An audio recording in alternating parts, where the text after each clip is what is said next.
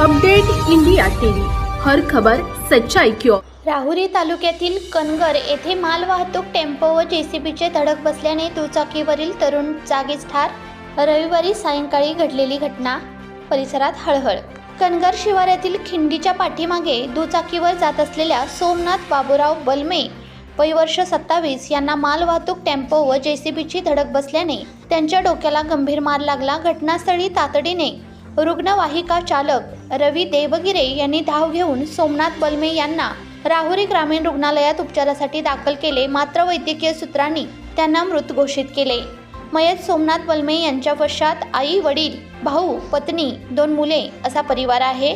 दरम्यान याबाबत राहुरी पोलीस ठाण्यात गुन्हा दाखल करण्याची प्रक्रिया सुरू आहे। राहुरी तालुका प्रतिनिधी जालिंदर अल्हाट।